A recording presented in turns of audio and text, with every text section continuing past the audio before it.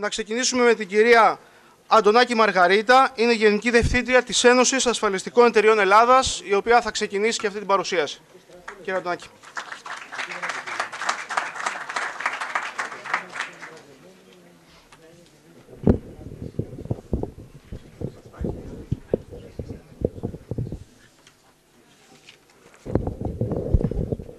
Καλησπέρα και από μένα σε όλους σας. Θέλω να πω ότι είναι μεγάλη μου χαρά να είμαι σήμερα μαζί σας στην ενημερωτική συνάντηση που οργανώνεται για τα εκπαιδευτικά προγράμματα που φτιάχνουν από κοινού το Επαγγελματικό Επιμελητήριο Αθηνών μαζί με το ΕΙΑΣ και τους φορείς των διαμεσολαβούντων. Πραγματικά θέλω να συγχαρώ όλους αυτούς τους φορείς και να τους ζητήσω να συνεχίσουν με ιδιαίτερη επιμονή πάνω σε αυτό το θέμα. Ήμουνα πάντοτε σε όλη μου τη ζωή υπέρμαχος αυτού που λέμε διαβίου εκπαίδευση. Να εξηγήσω τι εννοώ με ένα απλό προσωπικό παράδειγμα. Κάποτε όταν ήμουνα 18 χρονών και τέλειωσα το γυμνάσιο και πέρασα στο πανεπιστήμιο, την πρώτη μέρα που βρεθήκαμε στο πανεπιστήμιο, στην υποδοχή των φοιτητών, ήμουνα αυτό που λέμε μέσα στην καλή χαρά. Όλο χαμόγελα, θεωρώντας ότι είχα κατακτήσει το Everest. Έλεγα δηλαδή ότι μπήκα στο πανεπιστήμιο, στην ανώτατη βαθμίδα, τι άλλο μπορεί να περιμένει κανείς από τη ζωή του. Ήταν λοιπόν δίπλα μου ένας συμφοιτητής, κατά τύχη ήταν αυτός που είχε μπει πρώτος στη σχολή, ο οποίος με ρωτάει και μου λέει γιατί χαμογελάς έτσι. Λέω χαμογελάω έτσι γιατί είμαι πολύ χαρούμενη που μπήκα στο πανεπιστήμιο, τι άλλο να θέλω. Και γύρισε και μου είπε τότε, και ήταν παιδί 18 ετών, τον θυμήθηκα πολλές φορές μετά, γύρισε και μου είπε και τι έγινε. Έχεις να περάσεις πανεπιστήμια στη ζωή σου. Εκείνη την φορά δεν μπορούσα να το καταλάβω. Το κατάλαβα πάρα πολύ καλά στα χρόνια που ακολούθησαν. Στα χρόνια που δουλεύω στον ασφαλιστικό κλάδο, η συνεχής επαγγελματική ενημέρωση ήταν πάντοτε κομμάτι της πορείας μου. Ήτανε το όπλο μου. Δεν θα μπορούσα να σταθώ πουθενά αν δεν είχα συνέχεια ενημέρωση και εκπαίδευση. Και κατάλαβα ότι είχε πολύ δίκιο εκείνος εκεί ο νεαρός των 18 ετών που ήταν πολύ πιο όριμος από μένα τότε, ο οποίος έλεγε ότι θα περάσεις πολλά πανεπιστήμια στη ζωή σου. Ειδικά στην εποχή μας, που είναι μια εποχή η οποία χαρακτηρίζεται από πάρα πολύ μεγάλη κινητικότητα, τα πράγματα τρέχουν πολύ γρήγορα, πιστεύω ότι όποιος επαγγελματίας μείνει μακριά από τη συνεχή εκπαίδευση και ενημέρωση, στην ουσία δεν μπορεί να παραμείνει στην επιφάνεια, βγαίνει έξω από το παιχνίδι. Ξέρουμε ότι οι εποχές είναι δύσκολες, ο ανταγωνισμός είναι πάρα πολύ μεγάλος. Υπάρχουν πάρα πολλοί άνθρωποι που είναι έτοιμοι να μπουν σε ένα στίβο. Αυτοί οι άνθρωποι για να καταφέρουν να παραμείνουν, να επιβιώσουν και να προχωρήσουν, σίγουρα πρέπει να είναι πάρα πολύ καλά εξοπλισμένοι. Ιδιαίτερα ο δικός μας κλάδος, ο ασφαλιστικός κλάδος, είναι ένας κλάδος που έχει συνεχείς αλλαγές. Πάρα πολλές από αυτές τις αλλαγές έρχονται από το κοινοτικό δίκαιο, έρχονται έτοιμες από την ευρωπαϊκή νομοθεσία και μας υποχρεώνουν να είμαστε συνεχώς ενήμεροι. Να μιλήσουμε γιατί απ' όλα. Εάν δείτε ποτέ ένα διάγραμμα, το είχαμε δείξει κάποτε στην Ύδρα, πόσες είναι οι νομοθετικές πρωτοβουλίες, οι ευρωπαϊκές, στο χώρο της διαμεσολάβησης, πραγματικά θα εντυπωσιαστείτε. Γίνονται πάρα πολλά πράγματα. Αλλά μήπως δεν είναι το solvency, ένα ολόκληρο καινούριο θέμα, μήπως δεν είναι η αναθεώρηση της οδηγίας για τη διαμεσολάβηση, που δεν ξέρω αν είχατε την ευκαιρία να τη συζητήσετε και βάζει πάρα πολλά καινούρια θέματα. Υπάρχουν λοιπόν ζητήματα που πραγματικά κανείς πρέπει να είναι ενήμερος. Το θέμα έχει ξεκινήσει πρώτα απ' όλα από την πρώτη οδηγία της διαμεσολάβησης, τη γνωστή IMD, Insurance Mediation Directive, η οποία έβαζε πρώτη φορά τη βάση ότι ο διαμεσολαβητής για να εγγραφεί, πρέπει να έχει επαρκείς επαγγελματικές γνώσεις. Και βεβαίως θυμάστε ότι σιγά σιγά μπήκανε και οι εξετάσεις τις οποίες συζητούσαμε και οι οποίες βοήθησαν σε αυτή την κατεύθυνση. Τονίζω, βοήθησαν σαν ένα ελάχιστο προαπαιτούμενο. Δεν σημαίνει ότι εξαντλούνται τα πράγματα σε αυτές τις εξετάσεις. Στη συνέχεια έχουμε μπροστά τώρα ένα καινούριο σχέδιο αλλαγής της οδηγίας για τη διαμεσολάβηση, η οποία προχωράει παραπέρα και έρχεται και μιλάει ο κοινοτικός νομοθέτης για ανάγκη συνεχούς επαγγελματικής επιμόρφωσης. Είναι από αυτό το σχέδιο της οδηγίας, ακόμα δεν έχει ψηφιστεί, που έρχεται τώρα ο Έλληνας νομοθέτης και το είδαμε μέσα από την πράξη του διοικητή της Τράπεζας της Ελλάδας, που προεξοφλώντας την κοινοτική ρύθμιση που επέρχεται, ήρθε και λέει οπωσδήποτε ανά πενταετία εκπαίδευση, προκειμένου να είναι κανείς ενήμερος για όλες τις εξελίξεις που γίνονται. Αλλά, ακόμα και αν δεν υπήρχε καμία οδηγία, ακόμα και αν δεν υπήρχε κανένας νόμος, ακόμα και αν δεν υπήρχε καμία προδιαγραφή που έρχεται από κάπου αλλού, η ανάγκη της επιμόρφωσης έρχεται πρώτα απ' όλα από την επαφή με τους πελάτες. Πώς μπορεί κανείς, έστω ότι δεν υπήρχε κανένας νόμος, πώς μπορεί κανείς να σταθεί με αξιοπρέπεια και επάρκεια απέναντι στο σύγχρονο πελάτη, ένα πελάτη που είναι πολύ πιο ενημερωμένος από ό,τι ήταν στο παρελθόν, ένα πελάτη που μπαίνει ανα πάσα στιγμή στο διαδίκτυο και παίρνει πληροφορίες και έχει ενημέρωση, αν ο ίδιος δεν αισθάνεται ότι πραγματικά είναι πολύ καλά ενημερωμένος.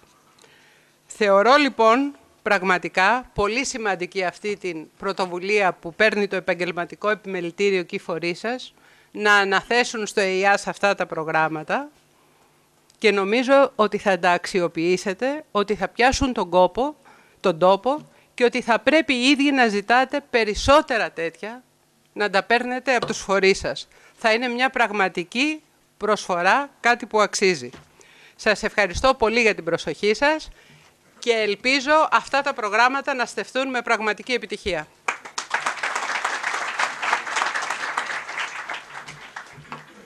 Ευχαριστούμε πολύ την κυρία Αντωνάκη και θα ήθελα τώρα να καλέσω στο βήμα για έναν χαιρετισμό τον πρόεδρο του Επαγγελματικού Επιμελητηρίου. Κύριε Ρεκλίτη, ο λόγος σε εσάς για έναν χαιρετισμό. Ευχαριστούμε πολύ.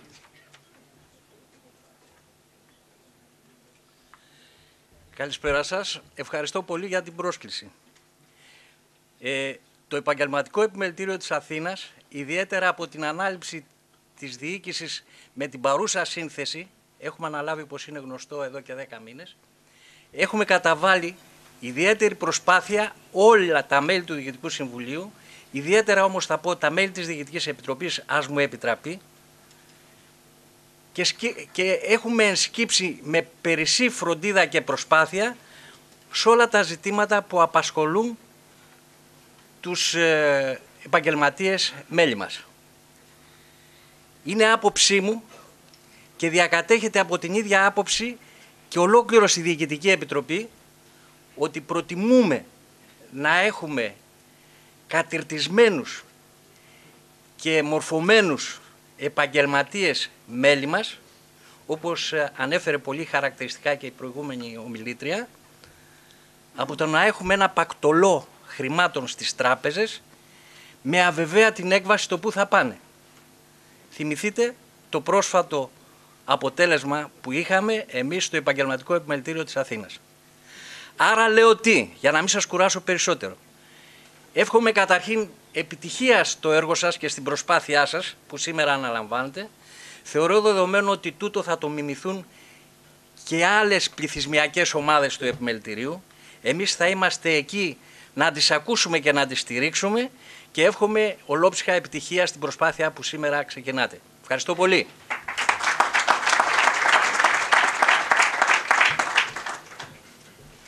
Ευχαριστούμε πολύ κύριε Πρόεδρε. Θα ήθελα να καλέσω τώρα στο βήμα τον κύριο Νεκτάριο Μιλτιάδη, καθηγητή Πανεπιστημίου Πειραιά, για έναν χαιρετισμό.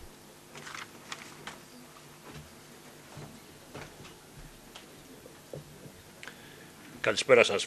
Βρίσκομαι εδώ με την ιδιότητα του Πρόεδρου του Ινστιτούτου Ασφαλιστικών Σπουδών και θέλω να πω ότι είμαι εξαιρετικά ευχαριστημένος που βλέπω παλιούς φίλους και συνεργάτες από το χώρο των παραδοσιακών δικτύων των ασφαλιστικών πρακτόρων της ασφαλιστικής μας αγοράς και όχι μόνο.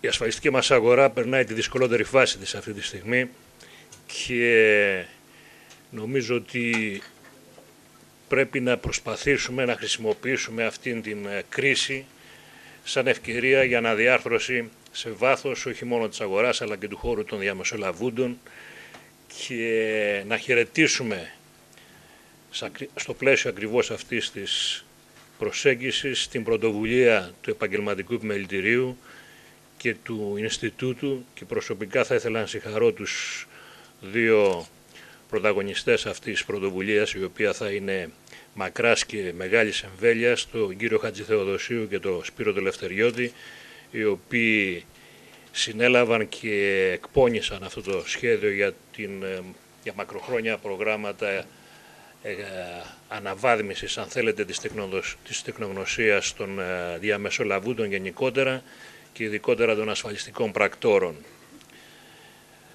Με το χώρο των ασφαλιστικών πρακτόρων έχουμε παλιά σχέση από την εποχή του 1985, όπου ο νόμος 1569 του 1985, όπου μαζί με την κυρία Αντωνάκη από άλλες θέσεις προσπαθήσαμε να προδιαγράψουμε τότε τις προδιαγραφές, τα προσόντα, τη δομή και τις εξελίξεις σε αυτό το χώρο και νομίζω ότι τα πράγματα εξελίχθηκαν καλά. Η συγκυρία όμως σήμερα, κυρίες και κύριοι, είναι εξαιρετικά δύσκολη και όχι μόνο βέβαια στο χώρο της ασφαλιστικής αγοράς. Ενδεχόμενα είναι η χειρότερη της τελευταίας 35 ετίας. Εσείς που είσαστε σε επαφή με τον κόσμο σε καθημερινή βάση έχετε πλήρη εικόνα του τι γίνεται στη χώρα και στην οικονομία. Αυτό που πρέπει όμως να συγκρατήσουμε είναι όχι η καταστροφή η οποία συντελείται, αλλά η αναδημιουργία η οποία θα προκύψει στο επόμενο βήμα. Η χώρα πρέπει να ανασχεδιαστεί σε όλα τα επίπεδα, ξεκινώντας από το πολιτικό σύστημα και φτάνοντας μέχρι το τελευταίο δήμο και την τελευταία κοινότητα. Εμείς στην ασφαλιστική αγορά πρέπει να κάνουμε ένα σχεδιασμό τουλάχιστον δεκαετίας για να ξέρουμε πού θα πάμε τα επόμενα χρόνια και πώς θα πάμε σε αυτήν την κατεύθυνση. Ο στόχος πρέπει να είναι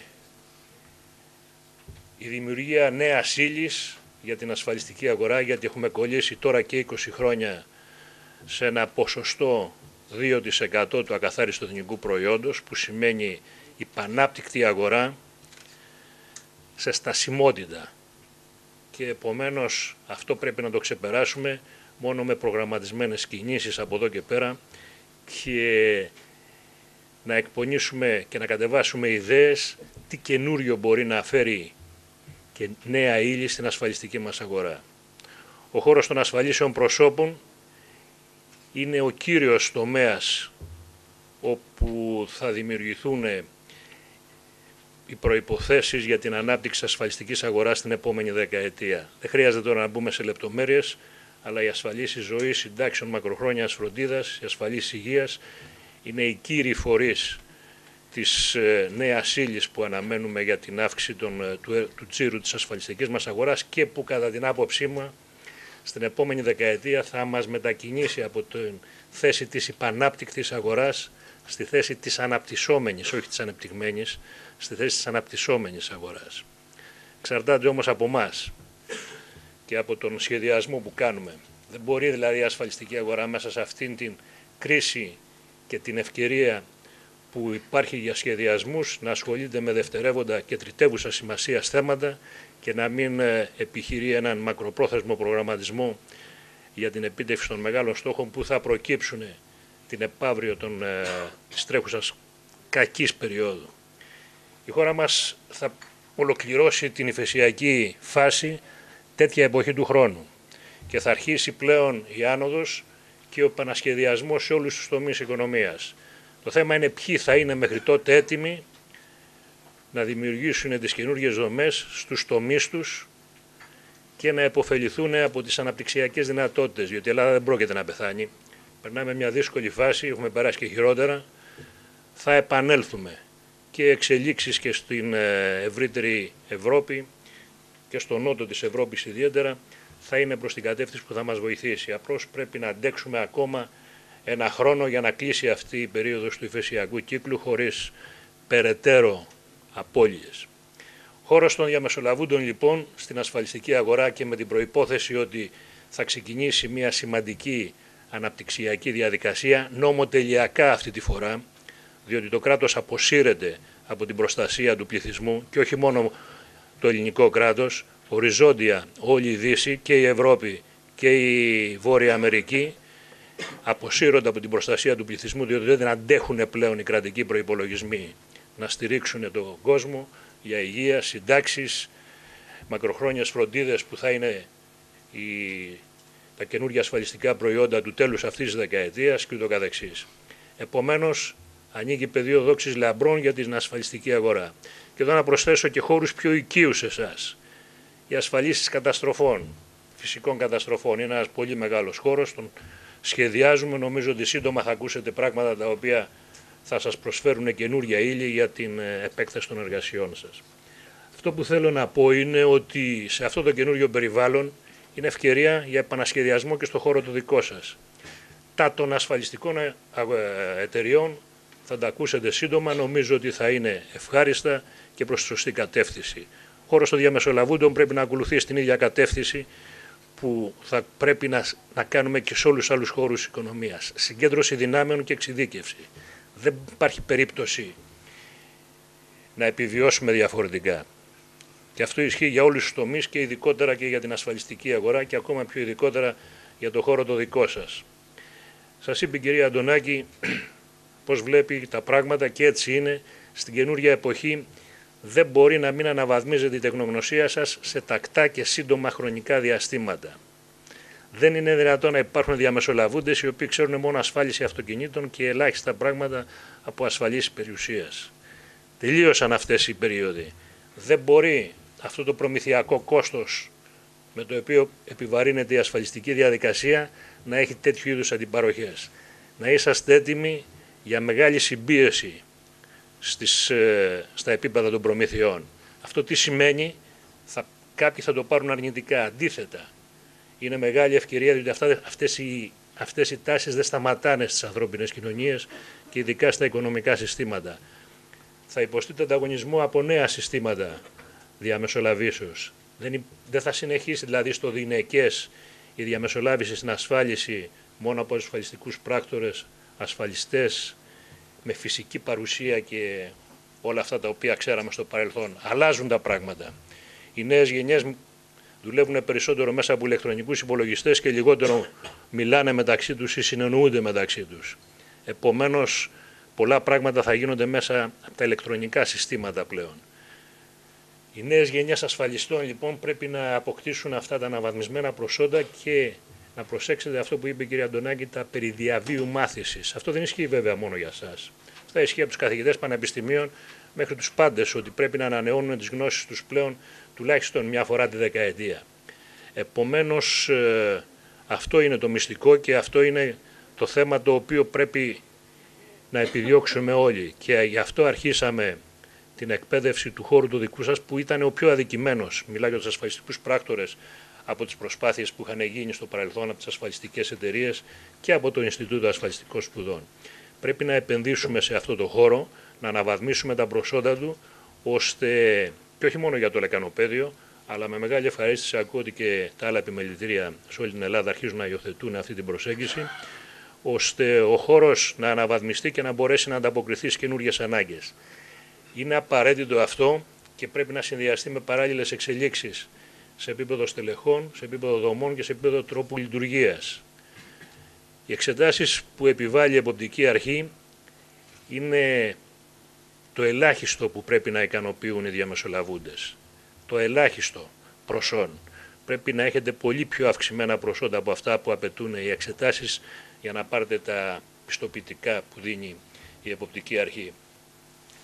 Και είναι πάρα πολύ θετικό ότι ξεκαθαρίζει πλέον η ήρα από το στάρι. Θα υπάρχουν μητρώα ασφαλιστών, θα ξέρει ο πολίτης αν αυτός που τον προσεγγίζει είναι ασφαλιστικός πράκτορας ή είναι επίσημος πιστοποιημένος ασφαλιστικός διαμεσολαβητής ή είναι κάποιο τυχάρπαστο πρόσωπο το οποίο μπορεί να οδηγήσει σε άλλου είδους παρενέργειες.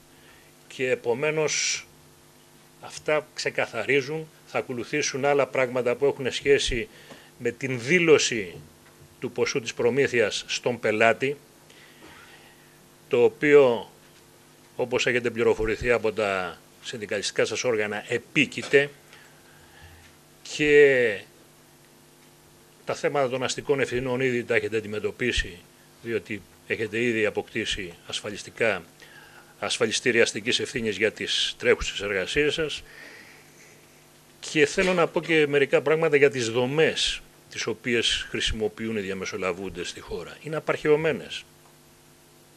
Πρέπει να εξετάσετε συγχωνεύσεις, δημιουργία οικονομιών κλίμακας και αναστελέχωση των επιχειρήσεών σας. Να φτιάξετε λιγότερες, πολύ καλύτερα οργανωμένες μονάδες με νέα συστήματα οργάνωσης και λειτουργίας. Και αυτά, για να γίνουν, δεν μπορούν να γίνουν από φυσικά πρόσωπα. Πρέπει να φτιάξετε εταιρείες όπου να συγκεντρώσετε την υψηλή τεχνογνωσία που έρχεται ή που θα αποκτήσετε, να κάνετε καινούργιες δομές και να εκπαιδεύσετε και τους συνεργάτες σας. Δεν μπορεί δηλαδή να αποφεύγετε να εκπαιδεύσετε τους υπαλλήλους των γραφείων σας.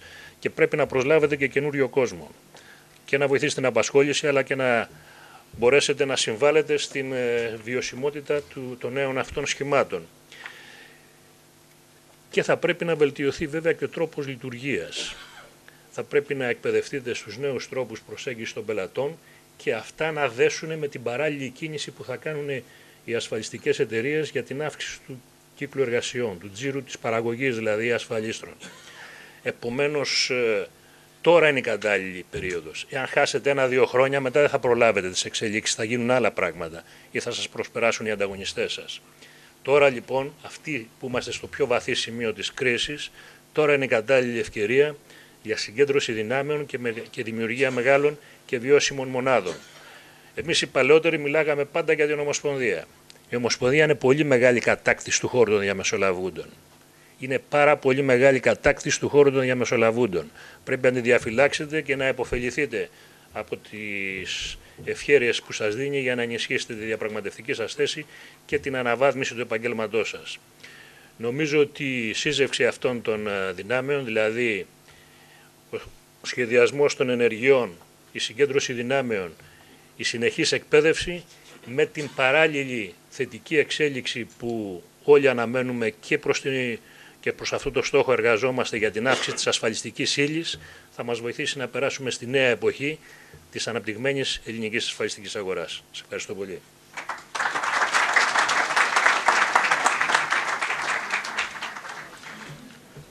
Ευχαριστούμε τον κύριο καθηγητή και για την εμπεριστατωμένη άποψη, αλλά και για την αισιοδοξία που πιστεύω ότι μετέδωσε με την κατάθεση αυτής της άποψης. Θα ήθελα να καλέσω στο βήμα τον κύριο Δημήτρη Γαβαλάκη, πρόεδρο της Ένωσης Ασφαλιστικών Διαμεσολαβούντων Ελλάδος.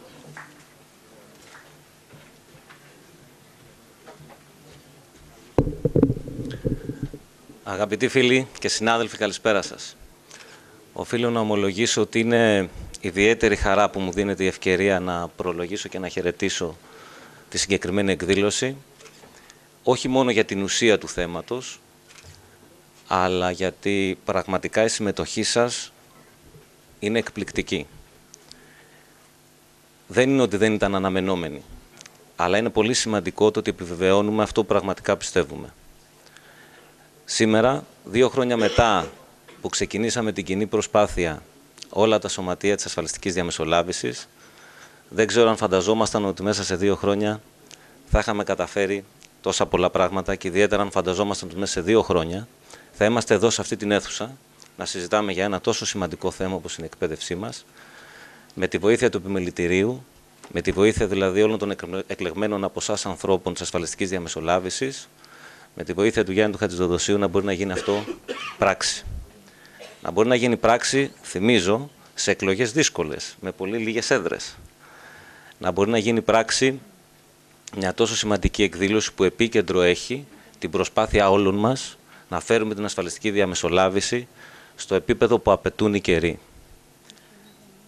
Είναι πολύ σημαντικά αυτά που είπε η κυρία Αντωνάκη, προφανώς τα προσυπογράφουμε, γιατί είναι απέτηση από τους ίδιους μας τους εαυτούς να γινόμαστε όλο και καλύτεροι. Άλλωστε, επίσης είναι συγκλονιστικό, αν κοιτάξει κανείς τους συναδέλφους, να δει ότι είναι εδώ άνθρωποι είτε με μικρή είτε με πολύ μεγάλη εμπειρία, οι οποίοι αυτή τη στιγμή είναι εδώ να ακούσουν για την εκπαίδευση, γιατί ακριβώς κατανοούν πόσο σημαντικό είναι αυτό. Είναι επίσης πάρα πολύ σημαντικό αυτό που ανέφερε ο πρόεδρος, ο κ. Νεκτάριος. Είναι πολύ σημαντική αυτή η προσπάθεια που κάναμε όλοι μαζί. Είναι σημαντική γιατί μας έδωσε τη δυνατότητα να μπορούμε, ενώνοντας τις δυνάμεις μας, να αντιμετωπίσουμε πολλές από τις προκλήσεις. Σε επίπεδο διαβούλευσης με την Τράπεζα της Ελλάδος, σε πολλά θέματα που παραμένουν ανοιχτά και προσπαθούμε να πείσουμε για τις απόψεις μας. Στην προσπάθειά μας να αναπτύξουμε όσο γίνεται καλύτερο διάλογο, σε όσα πράγματα μπορούμε να συμφωνήσουμε. Είναι φυσικό ότι σε κάποια μπορεί και να διαφωνήσουμε με τις ασφαλιστικές εταιρείες. Και γι' αυτό χαιρόμαστε και ιδιαίτερα που είναι εδώ η κυρία Αντωνάκη και που βρίσκουμε κοινούς τόπους να δράσουμε μαζί. Άλλωστε, ας μην ξεχνάμε, αυτή η αγορά είναι μια αγορά που μας αφορά όλους, από όποια πλευρά κι αν είμαστε. Και πρέπει να αγωνιζόμαστε να βρίσκουμε τα κοινά σημεία. Οι προκλήσεις είναι πολλές. Η αγορά είναι πολύ δύσκολη. Ο επανασχεδιασμός που γίνεται δεν πρέπει να γίνεται με βίαιους τρόπους που λίγο άναρχα η αγορά επιβάλλει. Πρέπει να γίνεται επειδή εμείς παρεμβαίνουμε, εταιρείες, διαμεσολαβούντες. Η σημερινή εκδήλωση είναι πάρα πολύ σημαντική, διότι τα θέματα της εκπαίδευσης, τα οποία γίνονται με την πρωτοβουλία του ΕΙΑΣ και του Επαγγελματικού Επιμελητηρίου, είναι πολύ σημαντικό, όπως θα δείτε λίγο αργότερα, για τη βελτίωση των γνώσεων όλων μας. Είναι πολύ σημαντική αυτή η εκπαίδευση, γιατί γίνεται με δωρεάν παροχή, σε εποχές πάρα πολύ δύσκολες. Είναι ο τρόπος που κάθε ένας από εμάς βλέπει να ανταμείβεται τη συμμετοχή του στο Επαγγελματικό Επιμελητήριο. Και γι' αυτό θέλω να ευχαριστήσουμε όλους τους ανθρώπους του Επαγγελματικού Επιμελητηρίου, ανεξάρτητα από με ποιο συνδυασμό έχουν εκλεγεί, γιατί η συμμετοχή όλων είναι σημαντική. Ταυτόχρονα θέλω να ευχαριστήσουμε το ΕΙΑΣ, γιατί έκατσε και δούλεψε μαζί μας, δούλεψε κυρίαρχα βέβαια μέσα από τη γνώση και την εμπειρία του και δούλεψε και μαζί μας με βάση τις κατευθύνσεις και τις ανάγκες που εμείς αισθανόμαστε ότι έχουμε σαν ασφαλιστική διαμεσολάβηση, για να σχεδιάσουμε ένα πολύ σύγχρονο πρόγραμμα που η δικιά σας συμμετοχή είναι αυτή που θα το καταστήσει θεσμό στο Επαγγελματικό Επιμελητήριο Αθηνών. Θέλω βέβαια για άλλη μια φορά να ευχαριστήσω ιδιαίτερα όλα τα σωματεία για τη δύναμη που βρίσκουμε. Να βρίσκουμε συνεχώς μόνο αυτά που μας ενώνουν. Για τη δύναμη που βρίσκουμε να μπορούμε να ενώνουμε τόσο αποτελεσματικά τις δυνάμεις μας και να πετυχαίνουμε πολύ σημαντικά πράγματα. Πιστεύω ότι έχουμε πολλά ακόμα να κάνουμε. Ίσως βλέπετε να παίζει κάτι στην οθόνη που ακόμα δεν έχετε ίσως καταλάβει τι είναι. Ο κ. Χατζηθεοδοσίου θα μπορέσει να το εξηγήσει λίγο πιο μετά. Είναι άλλη μια προσπάθεια. Άλλη μια έκπληξη για το τέλος της σημερινής εκδήλωσης μετά από το πρόγραμμα. Εγώ το μόνο που θέλω να πω και να ολοκληρώσω είναι ότι πάντα ξέραμε ότι είμαστε πολλοί. Το διαφορετικό πια είναι ότι είμαστε όλοι μαζί. Σας ευχαριστώ πολύ.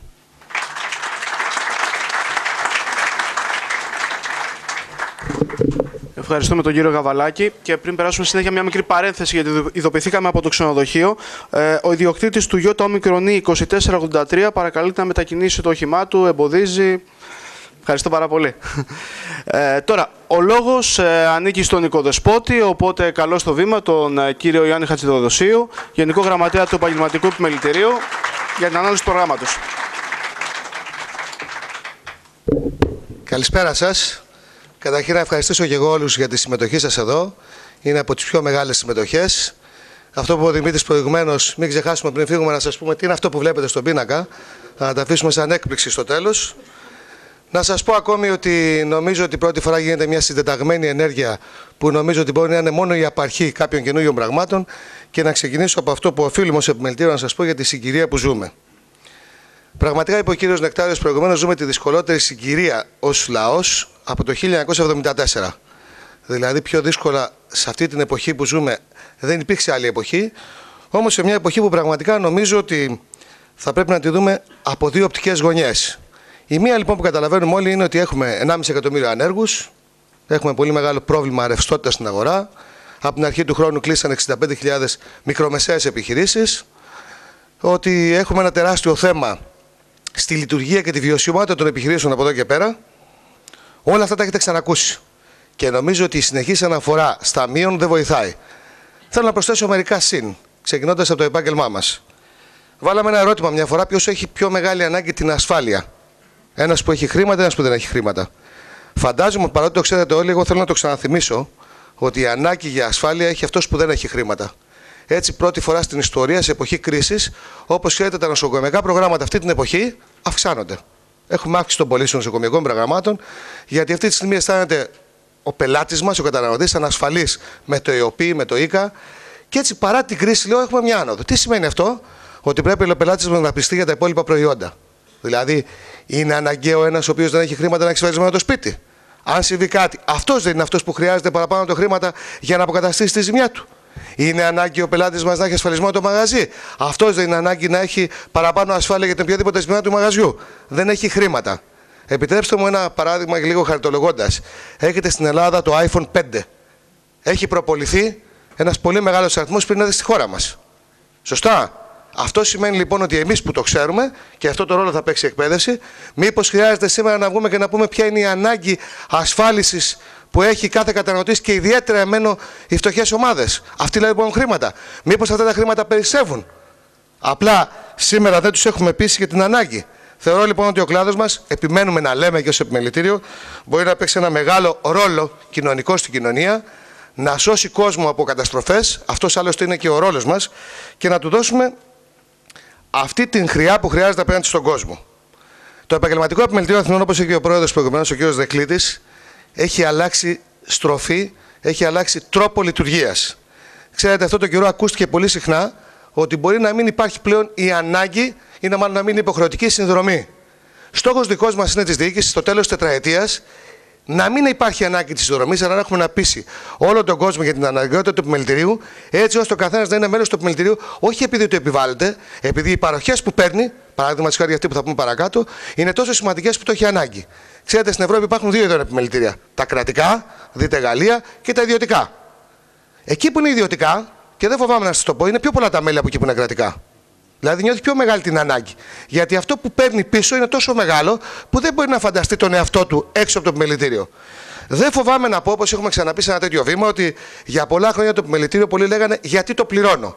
Έχω την αίσθηση όμως με αυτά που θα πω παρακάτω, ότι πλέον σιγά σιγά αυτό φεύγει. Υπάρχουν πάρα πολλοί λόγοι πλέον να είσαι μέλος του επιμελητηρίου και νομίζω ότι αν με συντεταγμένες ενέργειες το συνεχίσουμε, στο τέλος της διαδρομής μας θα έχουμε πείσει τον κόσμο ότι η ανάγκη να υπάρχει κάποιος μέλος του επιμελητηρίου είναι πολύ μεγαλύτερη και να το θέλει πολύ παραπάνω ο ίδιος να συμμετέχει. Ποιο ήταν το θέμα που ταλαιπωρούσαμε πάνω τον κόσμο? Η εγγραφή του. Όλοι διαμαρτυρόμασταν πάντα ότι η εγγραφή στο επιμελητήριο είναι ένα πάρα πολύ κουραστικό θέμα. Έρχεστε εκεί, περιμένετε ώρες, σωστά, ταλαιπωρείστε, γενικά η επαφή. Ανακοινώνουμε λοιπόν σήμερα επίσημα ότι από τον επόμενο μήνα θα πάρετε έναν μοναδικό κωδικό. Ψάχνουμε τον τρόπο να φτάσει σε όλους τα χέρια σας. Ο μοναδικός κωδικός είναι ένας κωδικός που θα είναι δικός σας, θα μπει και στην κάρτα και ο οποίος θα σας δίνει τη δυνατότητα να πληρώνετε τη συνδρομή από το ίντερνετ. Άρα δεν χρειάζεται να είστε στο επιμελητήριο γι' αυτό.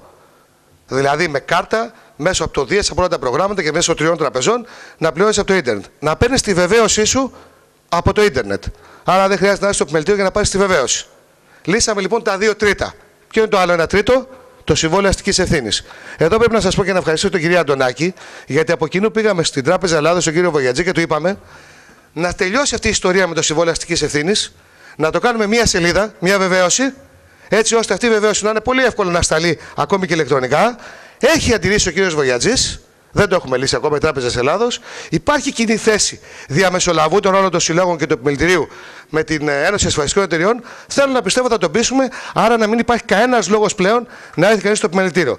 Θα μου επιτρέψω να σας πω και στον συνάδελφο που σηκώσει το χέρι του ότι ήδη παλιά ο τελευταίος ήταν στην Πανεπιστημίου. Τώρα είναι μέσα στην αίθουσα πάντως, δηλαδή έχει γίνει μια τεράστια προσπάθεια σε σύντομο χρόνο. Και νομίζω ότι πλέον δείχνει σταθερά ότι θέλουμε να φτάσουμε στο σημείο και νομίζω πολύ γρηγορότερα από ό,τι φανταζόμασταν κι εμείς ότι δεν θα υπάρχει κανείς που θα περιμένει στο επιμελητήριο γιατί ένα μεγάλο μέρος θα λυθεί μηχανογραφικά. Σε αυτό το μηχανογραφικά θέλω να προσθέσω και άλλα πράγματα. Εκεί λοιπόν έχουμε κάνει και μια άλλη δουλειά μεγάλη. Τι κάναμε λοιπόν? Σε όλους εσάς είπαμε δώστε μας το email και το κινητό σας. Βάλαμε και μια εταιρεία. Κάποιοι το δώσαν, κάποιοι δεν το δώσαν. Εμείς θα συνεχίσουμε την προσπάθεια. Τι νόημα έχει αυτό? Οτιδήποτε κάνει το επιμελητήριο πρέπει με κάποιο τρόπο να σε ενημερώσει. Ο ταχύτερος τρόπος είναι το email και όταν το μήνυμα είναι μικρό, το κινητό. Θα σας καλέσω για άλλη μια φορά και μέσα από το νέο site πρέπει να σας πω που θα είναι εντυπωσιακό του επιμελητηρίου, το οποίο ξεκινάει άμεσα, δηλαδή από τον επόμενο μήνα μπαίνει, να δώσετε αυτά τα στοιχεία για να έχετε άμεση ενημέρωση.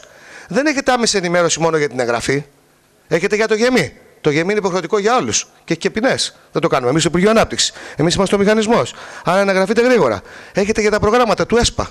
Για προγράμματα ευρωπαϊκά που αναφέρονται στον κλάδο μας. Για οποιοδήποτε ζήτημα αφορά τους μικρομεσαίους και που εμείς έχουμε την τεχνογνωσία να το κάνουμε. Για να πετύχουμε δε αυτό στο site, κατά τη γνώμη μας, επιλέξαμε τους καλύτερους που είναι σήμερα εδώ μαζί μας. Έχουμε μια πολύ καλή δημοσιογραφική ομάδα. Είναι ο Γιάννης ο Παχουλάκης που είναι από τον Αντένα. Είναι ο Πάνος ο Τουμάσης που μίλαγε προηγουμένως από το Μέγα. Είναι ο Στέργιος Βασιλείου, ο οποίος είναι πολλά χρόνια στο επιμελητήριο, που γνωρίζει πολύ καλά τα θέματα των επιμελητηρίων και τα κλαδικά που αφορούν περισσότερο τα επιμελητηριακά. Είναι ο Νίκος ο Κλήμης, που έχει σήμερα εδώ την παρουσίαση και ο οποίος θα ασχοληθεί με τα ασφαλιστικά, θέμα που θα το πούμε και παρακάτω. Δηλαδή, τι άλλο προσθέτουμε στον κλάδο. Δημιουργούμε νέα ταυτότητα. Μια ταυτότητα πλαστικοποιημένη, όχι αυτό το που σωστά λέγαμε χάλι, με τη φωτογραφία πάνω και με τον κωδικό. Αυτή η ταυτότητα μελλοντικά θα παίξει τόσο μεγάλο ρόλο που σας λέω το τέλος της διαδρομής. Στις επόμενες εκλογές του επιμελητηρίου θα έρχεται με αυτή την κάρτα, θα χτυπάει ένα backcourt πάνω και δεν θα περιμένεις καθόλου και θα ψηφίζεις. Αν αυτό είναι απλό, αυτά που θα περιλαμβάνει η κάρτα θα είναι τόσο πολλά που θα διευκολύνει πάρα πολύ στο έργο σου. Θα μας δώσει την ευκαιρία σε μια νέα επαφή να το πούμε. Ας πούμε τώρα τι κάναμε για τη διαμεσολάβηση. Γιατί το να σας πω τι έκανε ιστορικά το επιμελητήριο για όλους τους κλάδους δεν είχε νόημα, γιατί φαντάζομαι ότι θα τα κάνουμε σε μια παρουσίαση αυτούς. Για να δούμε τι κάναμε στον κλάδο μας. Πρέπει να σας πω ότι αισθάνομαι πάρα πολύ περήφανος εγώ και οι συνάδελφοί μου ασφαλιστές στο επιμελητήριο, γιατί πολύ συντομότερα από ό,τι φανταζόμασταν αποκαταστήσαμε τις έδρες του επιμελητηρίου. Σε χρόνο ρεκόρ. Δηλαδή σε χρόνο ρεκόρ είπαμε το ζήτημα που προέκυψε στην προηγούμενη θητεία λύθηκε. Φαντάζομαι το πήρατε. Πολύ γρηγορότερα. Σε αυτή την προσπάθεια πρέπει να πω ότι νιώθω την ανάγκη να ευχαριστήσουμε και τους συλλόγους, αλλά ιδιαίτερα και τον Νίκο τον Λεβετσοβίτη και τον Κώστα τον Λάμπρου, που από κοινού και μαζί με τους άλλους συναδέλφους στην Διοικητικό Συμβούλιο τρέξαμε, αγωνιστήκαμε και σε χρόνο που και εμείς δεν περιμέναμε αποκαταστήσαμε ένα θέμα σημαντικό. Εδώ αξίζει τον κόπο να πω, και όχι για να βάσουμε το χώρο μας, οι ασφαλιστές δεν είναι λέοντες. Πριν ήμασταν 22 στο επιμελητήριο, σήμερα είναι 7. Πάντως και πήγαμε συντεταγμένα στις εκλογές, είχαμε το μεγαλύτερο αριθμό, το 1/3 των ψηφισάντων στο επιμελητήριο ήταν ασφαλιστές και το έργο που πέτυχαν αυτοί που έμειναν ήταν πάρα πολύ μεγάλο και θα έλεγα πρωτοφανές, που νομίζω θα φανεί και στο επόμενο διάστημα, αλλά και από αυτά που θα αναλύσω παρακάτω. Όσο είμαστε εκεί, δεν διαγράφηκε ούτε ένας ασφαλιστής. Όλες οι διαγραφές αποκαταστάθηκαν. Γυρίσαμε πίσω και του είπαμε: ελάτε εδώ και το λύσαμε. Πέρα από αυτό, έχουμε πει ότι οποιοδήποτε θέμα έχει ένας ασφαλιστής, είμαστε στη διάθεσή του. Όλοι εμείς οι εκλεγμένοι με τα κινητά μας, με τα σταθερά μας. Υπάρχει ένα γραφείο, η αστική εταιρεία του Ερμής, όπου θέλει να λύσει το πρόβλημά σου και αν τελικά με όλα αυτά δεν λύθηκε, στείλε μας ένα γράμμα να το λύσουμε. Αυτό δεν σημαίνει αυτοδίκαια και πρέπει να το πω δημόσια ότι όποιος έχει ένα πρόβλημα είναι αυτοδίκαια λυμένο. Επιτρέψτε μου ένα χιούμορ. Η κυρία Ράντι, μια μέρα που είναι διευθύντρια, μου είπε ένας ασφαλιστής διαμαρτυρόταν και τη ρώτησε ποιο ζήτημα έχει. Πληρώνει τη συνδρομή του στο επιμελητήριο. Από το 2007 όμως έχει διακόψει την εφορία. Έχει πάψει να είναι εγγεγραμμένος στη ΔΟΗ του. Αυτό δεν λύνεται. Αυτό λέγεται φοροδιαφυγή. Άρα να λύσουμε τα προβλήματα τα πραγματικά. Αυτά τα πραγματικά προβλήματα λοιπόν πρέπει να σας πω ότι και τα λύνουμε και νομίζω ότι δημιουργούμε πολύ υψηλότερες ταχύτητες. Πρώτη φορά στην ιστορία των επιμελητηρίων και του κλάδου μας έβγαλε ανακοίνωση η Κεντρική Ένωση Επιμελητηρίων για τον Τηρεσία. Ήταν μια πολύ μεγάλη κατάκτηση. Ο Τηρεσίας, τον οποίον θέλω να καλέσω και από αυτό το βήμα την κυρία Αντωνάκη, που θα βρούμε πολλά, είναι ένα θέμα που μας ταρακουνάει και που εμείς λέμε πολύ απλά ότι δεν μπορούμε να γίνουμε σκλάβοι των εταιριών. Θα πρέπει να έχουμε μια ισότιμη σχέση. Εκτιμώ και όπως νομίζω διαβάσατε από τον τίτλο που έδωσα, Τηρεσίας τέλος, μπορώ να πω και με σεβασμό στην κυρία Αντωνάκη, δεν υπάρχει περίπτωση να περάσει. Δεν θα περάσει. Και αυτό το εγγυώνται όλοι οι άνθρωποι του κλάδου μας. Δεν μπορεί να περάσει ένα νομοσχέδιο το οποίο είναι εις βάρος μας, το οποίο δημιουργεί μια κατάσταση η οποία είναι δουλείας. Εκτιμώ όμως παρόλα αυτά και εκτιμάμε όλοι ότι θα βρούμε τη χρυσή τομή. Και θα βρούμε τη χρυσή τομή για το θέμα που θα σας πω. Εμείς δεν αντιδικούμε τις εταιρείες. Ούτε το επιμελητήριο, ούτε τα προεδρία των συλλόγων, ούτε οι σύλλογοι. Άλλωστε οι εταιρείες μας δίνουν το προϊόν να πουλάμε. Άρα το έχουμε ανάγκη. Θέλουμε λοιπόν αριστότατες σχέσεις και αυτή η προσπάθεια για την εκπαίδευση είναι σε αυτή την κατεύθυνση. Και λέμε πολύ απλά, ελάτε να τα βρούμε παντού. Άλλωστε εκτιμάμε ότι για να πάει καλά η αγορά μας, πρέπει οι ασφαλιστικές εταιρείες διαμεσολαβούντες να πάμε συντεταγμένα. και συντεταγμένα σημαίνει ότι να κάνουμε εκπαίδευση και να δούμε τους τρόπους ώστε στην κοινωνία να αποδείξουμε τη δύναμή μας, την αναγκαιότητά μας. Άρα νομίζω ότι πρέπει να ξαναδούν το θέμα και να κάτσουμε από κοινού να βρούμε. Εδώ πρέπει να πω κάτι το οποίο και σε μια περιοδία που κάνα προσωπικά για επαγγελματικούς ρόλους στην Ελλάδα ακούστηκε. Σε καμία περίπτωση, και αν κάποιοι καταλάβαν κάτι τέτοιο είναι λάθος, εμείς δεν προστατεύουμε ούτε σαν επιμελητή ούτε σαν σύλλογοι που είμαι μαζί τους χρόνια, αυτούς οι οποίοι αποδεδειγμένα δεν πρέπει να είναι στην αγορά μας. Δηλαδή, άνθρωποι οι οποίοι, να το πω πιο ομά, έχουν καταδίκες, συλλογισμένες επιταγές, δεν τους υπερασπιζόμαστε. Μην γίνει παρεξήγηση. Σε καμία περίπτωση. Λέμε αυτούς, αποβάλτε τους από τη δουλειά. Αποβάλτε τους από το επάγγελμα. Μάλιστα, είπαμε και με πρόστιμο. Είπαμε ότι δεν μπορεί μονομερός μια εταιρεία και μάλιστα με το ποσό των 10.000 να βγάζει κάποιον στην υπηρεσία. Θέλω να παρακαλέσω ότι το διαβάσανε, γιατί ακούμε και αντιθέσεις τέτοιου τύπου, ότι θέλω να διαβάσετε το σχέδιο του υπηρεσία που το στείλαμε εμείς σε 5.000 email, να δείτε τι λέει. Άρα λέμε ότι και εκεί μπορούμε να βρούμε μια συμφωνία. Γιατί εμένω να λέω, αν μου επιτρέπετε, και ως επιμελητήριο, ότι έχουμε πολλά κοινά και πρέπει να βρούμε λύσεις και εδώ. Δεν φοβάμαι να σας πω ότι ακούστηκε ένα μεγάλο θέμα το οποίο αφορά τις ιντερνετικές πωλήσεις. Σε αυτό το βήμα το μόνο που μπορώ να πω είναι ότι οι εταιρείες θα πρέπει να σκεφτούν κάποτε ότι η υπεραξία του διαμεσολαβητή έχει φανεί στην Ελλάδα, σε όλο τον κόσμο, στην Ευρώπη, στην Αμερική, δεν αλλάζει. Το όπλο που έχουμε είναι η σχέση με τον πελάτη. Καμία εταιρεία σε όλο τον κόσμο δεν μπορεί να υπάρξει χωρίς τον διαμεσολαβούντα. Ο διαμεσολαβούντας δίνει την αξία του προϊόντος που πουλάει. Άρα, νομίζω ότι και εδώ μπορούμε να ανοίξουμε ένα διάλογο και να τους πούμε ότι δεν μπορείτε μια στιγμή να μας τιμάτε ότι είμαστε οι άνθρωποι που πουλάμε το προϊόν που σας κρατήσαμε 50-100 χρόνια και την άλλη στιγμή να γινόμαστε ανταγωνιστές. Δεν θέλω από αυτό το βήμα όμως να το πω. Εκτιμώ όμως παρόλα αυτά ότι αυτές οι ενέργειες δεν βοηθάνε το θεσμό και βεβαίως να σας πω ότι δεν είναι παράνομο. Λέμε ότι είναι ανήθικο κατ' εμάς με την έννοια της ηθικής ότι υπάρχει ένας χώρος που παλεύει για εσάς και νομίζω ότι και εκεί εκτιμώ και καλούμε την Ένωση Ασφαλιστικών Εταιρειών να βρούμε ένα κοινό προφίλ. Σε ένα θέμα που μας απασχολούσε χρόνια, που ήταν η ασφάλιση των υπαλλήλων των ασφαλιστικών εταιρειών, όπου όπως ξέρετε απογορεύεται γιατί δεν έχουν άδεια διαμεσολάβησης και κάνουν ασφάλειες. Είναι παράνομο. Και παράνομο και το προβλέπει η Ευρωπαϊκή Νομοθεσία. Τι έκανε το επιμελητήριο? Βάλαμε δικηγόρο, απευθύνθηκαμε στα ελληνικά δικαστήρια, πήγαμε στα ευρωπαϊκά δικαστήρια και περιμένουμε την εκδίκαση άμεσα στο Λουξεμβούργο, όπου θεωρείστε δεδομένο ότι η απόφαση του Ευρωπαϊκού Δικαστηρίου θα είναι ότι είναι παράνομο. Εδώ πρέπει να σας πω κάτι, γι' αυτό λέω ότι εμείς καλούμε τις εταιρείες από κοινού. Είναι δεδομένο ότι θα το βγάλει παράνομο το Ευρωπαϊκό Δικαστήριο, γιατί η νέα οδηγία της Ευρώπης προβλέπει ότι δεν έχουν το δικαίωμα οι υπάλληλοι των ασφαλιστικών εταιρειών να κάνουν ασφάλειες χωρίς πιστοποίηση. Όταν λέω λοιπόν να τα βρούμε από κοινού είναι γιατί μας υποχρεώνεται και το Επιμελητήριο Αθηνών να χαλάει 20-25 χιλιάδες για αυτή την υπόθεση και δεν έχετε νωρίτερα να το λύσουμε και θα πρέπει να κάνουμε όλη αυτή τη διαδρομή. Αυτό εννοώ κοινές θέσεις. Όπως και ξέχασα να σας πω στην υπηρεσία, μην το ξεχάσω, θεωρούμε ότι η Αρχή Προστασίας Προσωπικών Δεδομένων θα μας δικαιώσει. Αν όμως δεν μας δικαιώσει, δεσμεύομαι τόσο εγώ όσο και οι συνάδελφοι ότι θα θεωρεί το δεδομένο ότι θα προσβάλλουμε την απόφαση και στα ελληνικά και στα ευρωπαϊκά δικαστήρια. Γι' αυτό και είπα από την αρχή ότι θεωρούμε ότι αυτός ο νόμος δεν περνάει. Το θέμα των συλλόγων, το επιμελητήριο, σας θυμίζω ότι είναι ο ενδιάμεσος μεταξύ της κυβέρνησης και των μελών. Είναι ο ενδιάμεσος παράγων, συμβουλεύει την κυβέρνηση, συμβουλεύει τα μέλη.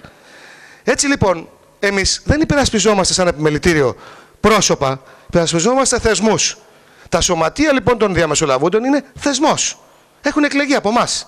Αν λοιπόν δεν μας αρέσουν, τότε μόλις γίνουν οι επόμενες εκλογές, θα τους καθαρίσουμε και θα βάλουμε κάποιους άλλους. Διαιτητής όμως αυτό δεν μπορεί να είναι κανείς άλλος εκτός από τους διαμεσολαβούντες. Κανείς άλλος δεν έχει το δικαίωμα να γίνεται διαιτητής, να κακολογεί τους συναδέλφους για ένα θέμα που αφορά μόνον εμάς.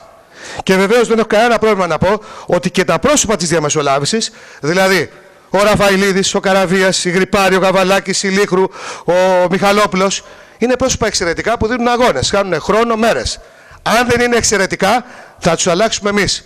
Έτσι λοιπόν στα διάφορα site παρακαλούμε αυτούς που οι οποίοι είναι σήμερα θέλουν να παίξουν αυτό το ρόλο, δεν μπορούν να το κάνουν και μάλιστα ανώνυμα. Με προσωνύμια, ο Γκρινιάρης, ο Μουρμούρης, να πει το όνομά του. Όπως λέμε εμείς το όνομά μας και παίρνουμε μια θέση και έχουμε ένα κόστος, να πει το όνομά του. Εδώ ετοιμάζουμε και λύση βεβαίως. Δεν θα το αφήσουμε να πάει έτσι. Θα δώσουμε λύση. Όμως θέλω να ξαναπώ ότι το επιμελητήριο οφείλει να υπερασπίζεται τους θεσμούς και οι θεσμοί είναι τα συλλογικά όργανα των διαμεσολαβούντων. Άλλωστε, και προσωπικά και όλοι οι συνάδελφοι είπαμε ότι η θέση που έχουμε στο επιμελητήριο δεν ανήκει σε εμάς, ανήκει σε όλη τη διαμεσολάβηση. όταν ήρθαν τόσοι πολλοί άνθρωποι και μας ψηφίσανε, θεωρούμε ότι είμαστε ένας από εσάς. Το ίδιο, επιτρέψτε μου, επειδή τους ξέρω, θεωρούν και όλοι οι σύλλογοι των διαμεσολαβούντων, και οι πρόεδροι και τα μέλη τους. Δίνουμε ένα κοινό αγώνα. Τι τους ενόχλησε αυτόν τον καιρό? Είναι η πρώτη φορά που η διαμεσολάβηση βγήκε ενωμένη. Χαίρομαι γιατί το είπε προηγουμένως και ο κύριος Νεκτάριος. Δεν υπήρξε ιστορικά χρονιά που η διαμεσολάβηση είχε μια τόσο μεγάλη ενότητα σαν σύλλογοι. Θυμάστε παλιά που έλεγε κάτι ο Ψάς και έβγαιναν μετά οι πράκτορες και έλεγε γιατί το είπες που τους βάζανε και μαλώνανε. Δεν μπορούν να φανταστούν σήμερα ότι ξέρεις αυτοί όλοι έχουν μια φωνή. Και έχουν μια φωνή και έχουν και ανθρώπους οι οποίοι βεβαίως αυτοί τους εκλέξανε σε διάφορους χώρους στα επιμελητήρια που τους υπερασπίζονται. Άρα πρέπει να σας διαβεβαιώσω ότι είμαστε πάρα πολύ δυνατοί. Αυτή την κρίση θέλουμε να την περάσουμε μαζί, να παλέψουμε μαζί και την κρίση και τα θέματα που υπάρχουν και να δώσουμε έναν αγώνα, όχι γιατί αυτό, αν θέλετε, αποτελεί μια πρόταση προς εσάς ή κάτι άλλο, γιατί αυτό μας εκλέξατε. Και αν δεν είμαστε ικανοί να βγουν άλλοι. Όμως τα προβλήματά μας θα τα λύσουμε μεταξύ μας. Κανείς δεν μπορεί να πει, επιτρέψτε μου τη λέξη νταβατζής, για να λύσει τα θέματά μας. Θα τα λύσουν μόνοι οι συνάδελφοι των διαμεσολαβούντων. Κανείς άλλος δεν μπορεί να μπει. Άλλο που έκανε το επιμελητήριο και είναι σήμερα εδώ. Το επιμελητήριο διαθέτει για άλλους διαμεσολαβούντες νομικό σύμβουλο. Είναι εδώ μαζί μας ο κύριος Λάιος, έχουμε και άλλον. Άρα τι σημαίνει αυτό? Μπορείτε να το ρωτάτε το νομικό σύμβουλο του επιμελητηρίου για οποιοδήποτε θέμα σας απασχολεί και που μπορεί να δώσει απάντηση. Δεν θα έρθει μαζί στο δικαστήριο, θα σου δώσει απάντηση όμως για να σε βοηθήσει. Έχουμε φοροτέχνη λογιστή. Είναι ο κύριος Παντελής, φαντάζομαι τον έχετε ακούσει, ο κύριος Παντελής, που είναι έμιστος υπάλληλος του επιμελητηρίου. Και γιατί είναι εκεί? Για να μπορείτε να τον πάρετε όλοι να ζητήσετε συμβουλές. Η είδηση που έλεγα στο τέλος, να την πω τώρα για να πούμε στην εκπαίδευση, είναι ότι το επιμελητήριο ξεκινάει και κάνει το site. Το site αυτό θα λέγεται Insurance ΕΑ. Ποιανό είναι το site? Του Συλλόγων των Διαμεσολαβούντων υπό την αιγίδα του ΕΑ. Τι θα κάνει αυτό? Θα είναι βήμα για όλους. Κάθε διαμεσολαβών με το ονοματάκι του θα μπορεί να λέει ό,τι θέλει. Τι άλλο θα μπορούμε να κάνουμε? Να σας δίνουμε ειδήσεις. Γι' αυτό και παρουσίασε δημοσιογραφική ομάδα. Ειδήσεις για τα πάντα. Θα είναι βήμα. Θα είναι βήμα για όλους. Δεν ανήκει σε κανέναν, ανήκει σε όλους μας. Θα το στηρίξει το επιμελητήριο μέχρι εκεί που μπορεί κάποια στιγμή, και αν το θέλει από τώρα λέμε, να το πάρει μόνη της η σύλλογη. Μέχρι τότε η αιγίδα έχουμε εμείς, που σημαίνει δίνουμε τον δημοσιογράφο, τον Νίκο τον Κλήμη, δίνουμε τους δημοσιογράφους για να το μπορούν να είναι δίπλα και θα δώσει βήμα. Αυτό είναι μια πάρα πολύ μεγάλη εξέλιξη στην ασφαλιστική αγορά, γιατί πρώτη φορά αποκτάμε βήμα. Αυτές οι ενέργειες τι επιπτώσεις είχανε? Θέλω να με πιστέψετε, και δεν είναι εγωιστικό, ότι εξαιτίας του Επιμελητηρίου Αθηνών, όπου ξέρετε έχουμε ταυτίσει στο μυαλό μας ότι όταν λέμε επιμελητήριο, εννοούμε Επιμελητήριο Αθηνών. Δηλαδή όλα τα έξοδα που είπα προηγουμένως και δεκάδες άλλα, τα πληρώνει μόνο το Επιμελητήριο Αθηνών. Μόνο που οι διαμεσολαβούντες ανήκουν σε 59 επιμελητήρια της χώρας. Βεβαίως τους καλούμε τελευταία και λέμε: εμείς μπαίνουμε μπροστά να συμβάλλετε και όλοι με τον οβολό σας, γιατί και εσείς έχετε μέλη στο επιμελητήριο. Η πρώτη καλή είδηση λοιπόν είναι ότι το Επιμελητήριο Πειραιά, και βεβαίως να το χειροκροτήσουμε, αν μου επιτρέπετε, δεχόμενη την κίνησή μας, μου απάντησε σήμερα ο πρόεδρος ότι σε αυτή την εκπαίδευση που αφορά μόνο τα μέλη του Επιμελητηρίου Αθήνας, το Επιμελητήριο Πειραιά είπε ότι όσοι θα συμμετέχουν θα πληρώσει το ΕΙΑΣ το Επιμελητήριο Πειραιά. Είναι μια κατάκτηση πολύ σημαντική. Και αυτή την κατάκτηση δεν την έχουμε μόνο εδώ. Η κίνηση με τα ενωμένα επιμελητήρια. Το ότι κάποια επιμελητήρια σήμερα ζητάνε για αυτή η εκπαίδευση. Ότι δίνουμε ένα site και του λέμε αυτό δεν είναι δικό μας. Είναι ολονών. Ανήκει σε όλη την Ελλάδα. Ελάτε να το πάρετε. Τι κάνουμε λοιπόν? Δείχνουμε έναν δρόμο στα επιμελητήρια. Λέμε στα υπόλοιπα επιμελητήρια, και επιτρέψτε μου ότι έχουμε έναν τέτοιο ρυθμό, πρέπει να αρχίσετε να είστε πιο καλοί με τα μέλη σας. Κάντε εκπαιδεύσεις, μελέτες.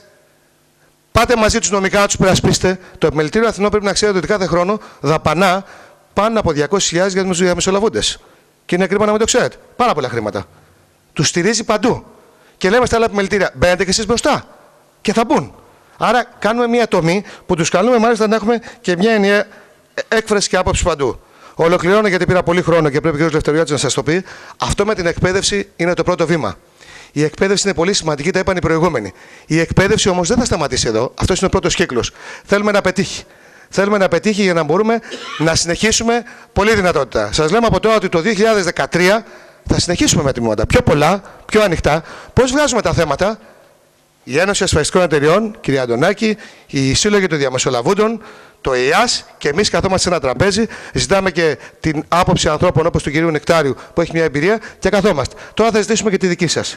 Δηλαδή θα μπορείτε μέσω του site να πείτε: θα με ενδιαφέρει και αυτό το θέμα. Ένα τμήμα αυτά φτιάχνεται όταν υπάρχουν πολλά θέματα. Αυτό λοιπόν το κομμάτι θα το συνεχίσουμε την εκπαίδευση. Είπε και ο πρόεδρος του Επιμελητηρίου και οι υπόλοιποι ότι αυτή η εκπαίδευση είναι η μεγαλύτερη παροχή που μπορούμε να κάνουμε στα μέλη μας. Να του πούμε πώς να αντιμετωπίσει όλο αυτό το κεφάλαιο. Θα τη συνεχίσουμε, θα την ακούσετε σήμερα. Θέλω να ζητήσω από όλους και να παρακαλέσω να είστε όλοι στα σεμινάρια αυτά, να τα παρακολουθήσετε, να κάνετε συστάσεις σε εμάς πώς να γίνουν καλύτερα, να τα κάνουμε καλύτερα για όλους, για να μπορούν να έχουν υπεραξία. Ολοκληρώνοντας, αγαπητοί συνάδελφοι, νομίζουμε ότι την κρίση μπορούμε να την αντιμετωπίσουμε μαζί. Την κρίση μπορούμε να την αντιμετωπίσουμε ενωμένοι. Έχουμε κάνει πολλά. Αυτό που μένουν όμως να γίνουν είναι πολύ περισσότερα. Σας ευχαριστώ πολύ.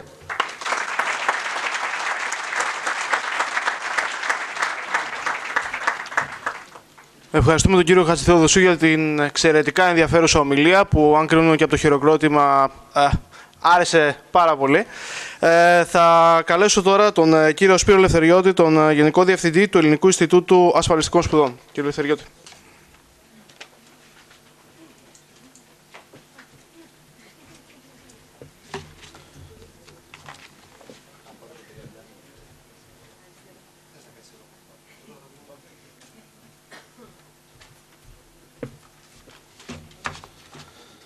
Αγαπητοί φίλοι, νιώθω πραγματικά πολύ καλά που βρίσκομαι σήμερα εδώ, σε μια αίθουσα με τόσους πολλούς ανθρώπους των πωλήσεων και σε μια πρωτοβουλία που ξεκίνησε το Επιμελητήριο σε συνεργασία με το Ινστιτούτο, που μπορεί να δημιουργήσει πραγματικά καινούργια δεδομένα στην ασφαλιστική αγορά.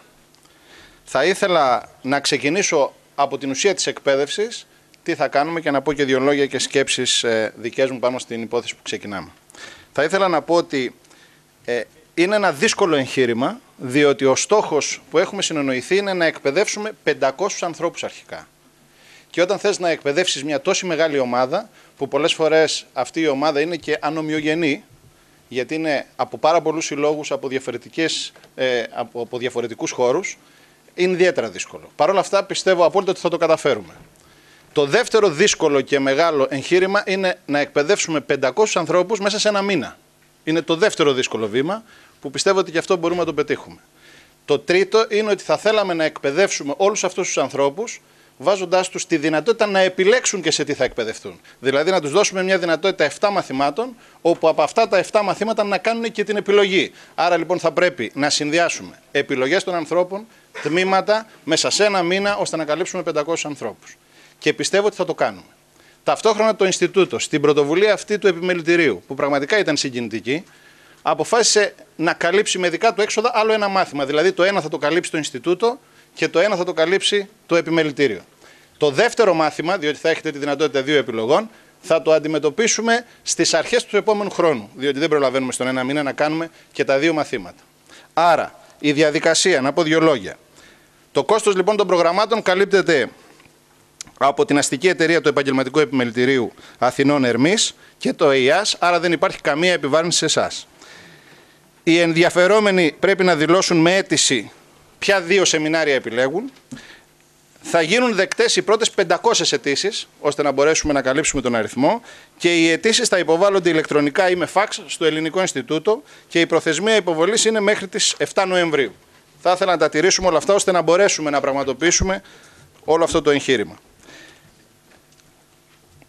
Όσοι λοιπόν υποβάλλουν αιτήσεις, ένα από τα μαθήματα θα προσπαθήσουμε να το κάνουμε μέσα σε αυτό το διάστημα που σας λέω, μέσα στο μήνα αυτού του έτους. Η διάρκεια κάθε σεμιναρίου είναι 5 εκπαιδευτικές ώρες και θα είναι απόγευμα. Θα γίνεται το σεμινάριο στην αίθουσα του Επιμελητηρίου. Οι εισηγητές, είναι γνωστό ότι το ΕΙΑΣ έχει πολύ καλούς εισηγητές και νομίζω ότι θα το διαπιστώσετε κι εσείς.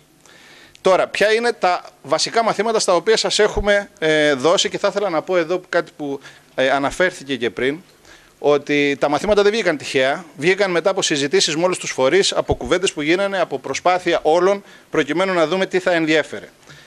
Ένα μάθημα είναι η αναφορά στην Ευρωπαϊκή Νομοθεσία. Αυτή τη στιγμή οι αλλαγές στην Ευρώπη και οι τρέχουσες εξελίξεις είναι μεγάλες και είναι ιδιαίτερα σημαντικό να είστε ενημερωμένοι. Δηλαδή, οι ευρωπαϊκές εξελίξεις στο δικό μας τομέα, η νέα πρόταση της οδηγίας, οι κατευθυντήριες γραμμές και οι διεθνείς πρωτοβουλίες. Πράγματα που θα αναλυθούν στο ένα από τα μαθήματα, που σε αυτό το ίδιο μάθημα θα υπάρχει και μέτρα πρόληψης και καταστολής για το ξέπλυμα βρώμικου χρήματος. Είναι μια καινούρια ιστορία η οποία έχει μπει στη ζωή μας. Το θεσμικό πλαίσιο, το εθνικό ρυθμιστικό πλαίσιο, οι συναλλαγές που χαρακτηρίζονται ως ύποπτες, οι γενικές υποχρεώσεις και διάφορα άλλα πράγματα που σχετίζονται με το ξέπλυμα βρώμικου χρήματος. Το άλλο μάθημα αφορά τους φορείς όπως είναι το εγγυητικό κεφάλαιο ζωής και το επικουρικό κεφάλαιο, οι μηχανισμοί, πώς λειτουργεί, τι καλύπτει, νομίζω ότι εύκολα αυτό μπορεί να γίνει αντιληπτό. Ένα τρίτο μάθημα είναι αγγλική ορολογία, που αφορά ασφαλίσεις ζωής και ασφαλίσεις γενικών κλάδων, οργάνωση ασφαλιστικής εταιρείας, πωλήσεις κλπ. Solvency. Ένα άλλο μάθημα. Μία λέξη που την ακούμε όλο και περισσότερο και δεν ξέρουμε πώς μας επηρεάζει. Δεν ξέρουμε και πώς θα εξελιχθεί στη χώρα μας. Απευθύνεται σε όσους θέλουν να ενημερωθούν για το γενικό πλαίσιο. Φυσικά δεν θα μπορούσε να γίνει το solvency μέσα σε 5 ώρες. Αλλά αυτό που έχει σημασία είναι τουλάχιστον κάποιες γενικές αρχές, θέματα που άπτονται της διαχείρισης κινδύνου, της εταιρικής διακυβέρνησης, τις απαιτήσεις για δημοσιοποίηση και διαφάνεια. Έχουμε βάλει ένα θέμα που αφορά τη στρατολόγηση, ώστε να δούμε κάτι που οι περισσότεροι το καταλαβαίνουμε, ότι η αξία του ανθρώπινου κεφαλαίου και η στελέχωση είναι ένα πάρα πολύ σημαντικό στοιχείο. Άρα λοιπόν πώς μπορούμε να προσελκύσουμε υποψήφιους, ποιες τεχνικές συνέντευξης και επιλογής και τα υπόλοιπα που χρειάζονται για τη στρατολόγηση. Ένα θέμα άλλο είναι η θετική σκέψη σε περίοδους πρόκλησης. Θεωρούμε ότι βρισκόμαστε σε μια πολύ δύσκολη περίοδο, γι' αυτό βάλαμε αυτό το μάθημα. Είναι η αναγκαιότητα της θετικής σκέψης, ώστε να δούμε αισιόδοξα τα πράγματα για να μπορούμε να αντιμετωπίσουμε την κατάσταση, μοντέλο δηλαδή και κύκλων επιρροής, πώς μπορούμε να αντιμετωπίσουμε τις καταστάσεις, πώς μπορούμε να μην επιβεβαιώσουμε δυστυχώς άσχημες προβλέψεις που συνήθως κάνουμε και επιβεβαιώνονται. Και μέσα στο ίδιο μάθημα είναι και δύσκολες συναλλαγές. Καταλαβαίνουμε όλοι ότι ο πελάτης έχει βρεθεί σε δυσκολότερη θέση από ό,τι στο παρελθόν και αντιμετωπίζεται πιο δύσκολα πλέον από όλους μας, άρα χρειάζεται να εκπαιδευτούμε και σε αυτό.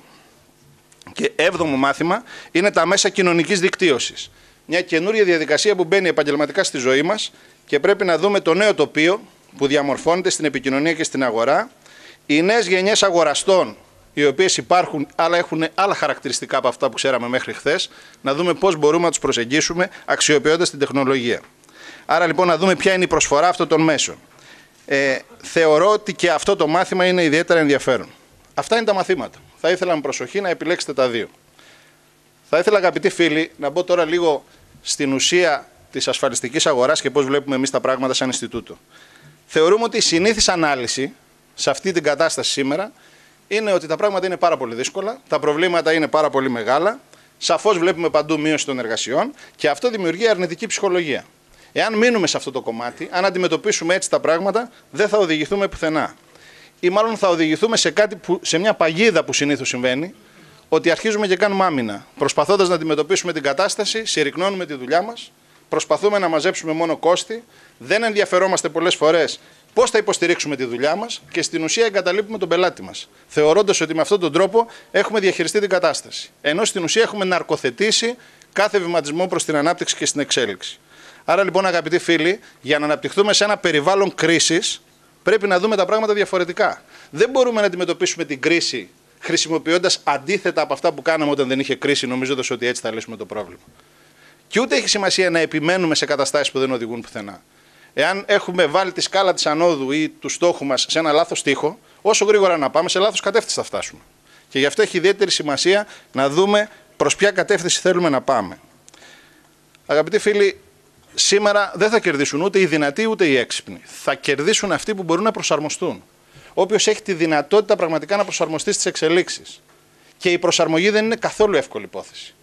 Αυτό που πρέπει να κάνουμε είναι να βρούμε τον τρόπο να προσεγγίσουμε τον πελάτη μας σε μια περίοδο που ο πελάτης μας νιώθει αστάθεια και οικονομική αβεβαιότητα. Άρα λοιπόν ο τρόπος που θα τον προσεγγίσουμε δεν μπορεί να είναι ο παλιός. Το δεύτερο στοιχείο που είναι ιδιαίτερα σημαντικό είναι ότι ζούμε σε ένα περιβάλλον, όπως αναφέρθηκε από όλους πριν, το οποίο διαφοροποιείται σε όλα τα επίπεδα. Φανταστείτε οι περισσότεροι από εσάς που γνωριζόμαστε κιόλας με τους περισσότερους, πώς ήταν τα πράγματα πριν από 10 χρόνια και πώς είναι τώρα. Όλα γύρω μας έχουν αλλάξει. Νέα εποπτική αρχή, με άλλες απαιτήσεις. Η προστασία του καταναλωτή δεν έχει τα χαρακτηριστικά που ξέραμε. Σήμερα ο καταναλωτής είναι κυρίαρχος. Ανά πάσα στιγμή μπορεί να έχουμε προβλήματα αν δεν αντιμετωπίσουμε σωστά τον καταναλωτή. Ο κώδικας δεοντολογίας έχει διαφοροποιηθεί. Ο εσωτερικός έλεγχος των εταιριών και οι υποχρεώσεις των εταιριών είναι βέβαιο ότι θα επηρεάσουν και τα δίκτυα στην πορεία, γιατί χρειάζεται μεγαλύτερη διαφάνεια.